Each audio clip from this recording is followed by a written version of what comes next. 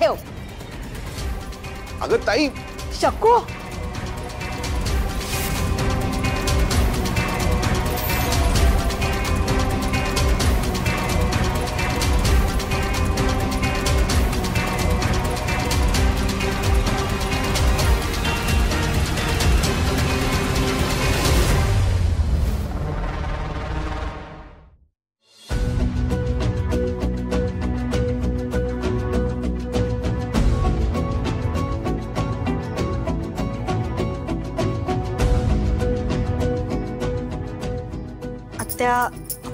श्रावणी. हाँ चल पटापट कांदा चिरायला घे. ठीक आहे. मला फोडणीला हवाय.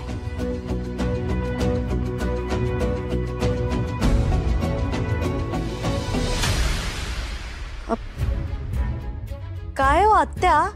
नाही म्हणजे एवढं काय तुम्ही श्रेयस श्रेयस श्रेयस करत असता हो? अक्षयचं तर नावही घेत नाही तुम्ही. आणि श्रेयस भाऊजींसाठी मात्र त्या ताराचे सगळ्यांसमोर थिंडवडे काढलेत.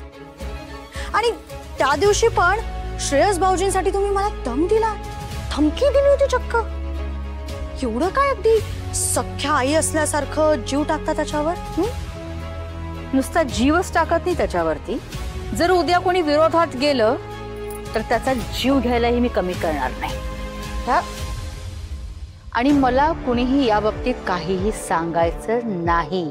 आणि तू तर नाहीच नाही.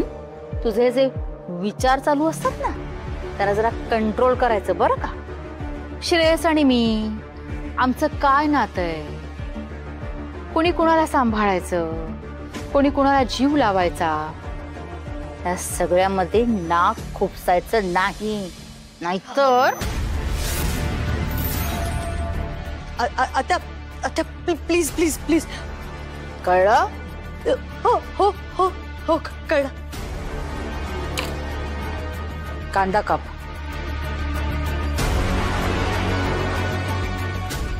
ही बाई डेंजर आहे. हिलाच आधी घरातून बाहेर काढायला पाहिजे. तारा, ए तारा, तारा. आजी, तुम्ही कशाला आला तिथपर्यंत? हे बघा मी आवरलंच आहे. मी पूजेचं ताट तयार करायला खालीच येत होते. आवरले? बस इथे बस बस बस.